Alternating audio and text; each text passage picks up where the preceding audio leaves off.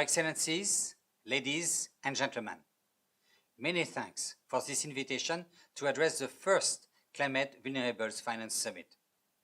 It is a privilege to contribute to your goal of catalyzing a green economic transformation in member countries to become model low-emission climate-resilient countries by 2030.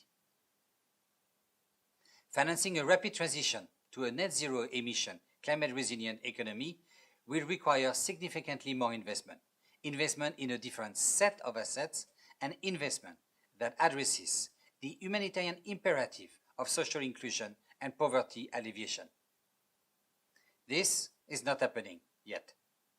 There are political, regulatory, macroeconomic, and technical barriers to low-emission climate-resilient investment in early-stage markets. These barriers translate into higher investment risk and, in turn, higher financing cost. These higher financing costs particularly penalize climate-friendly projects with higher upfront capital requirement than conventional projects. So, how can we increase climate finance while avoiding putting an even greater burden of indebtedness on the poorest and most vulnerable countries? Let me summarize what the Green Climate Fund is doing to overcome these barriers and mobilize finance at scale toward a green market transformation. Our support is divided equally between mitigation and adaptation, with LDCs, seeds, and African states receiving over half of our adaptation funding. We adopt a four-pronged approach to scale up climate investment in vulnerable countries. First, we support transformational policy making.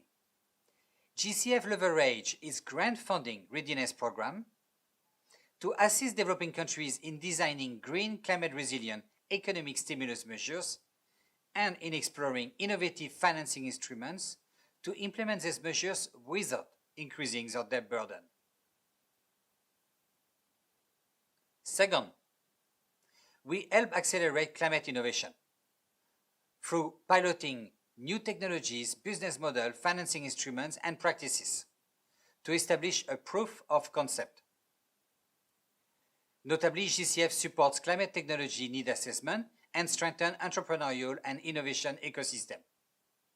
GCF also provides early finance to ground truth products and services.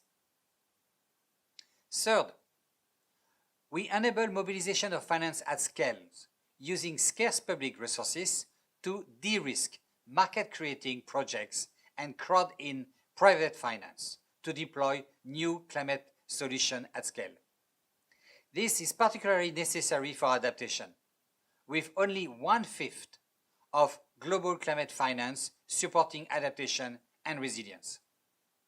Finally, we develop the capacity of domestic, public and private financial institutions to support the widespread adoption of new climate solutions. For instance, we share knowledge of commercially successful innovation, or enhance the climate risk assessment and disclosure capacity of domestic financial institutions, as well as their climate project origination and financing expertise. Excellencies, we cannot continue with business as usual. We must accelerate financial innovation and ensure this will fully benefit countries who are the most vulnerable to the impact of climate change.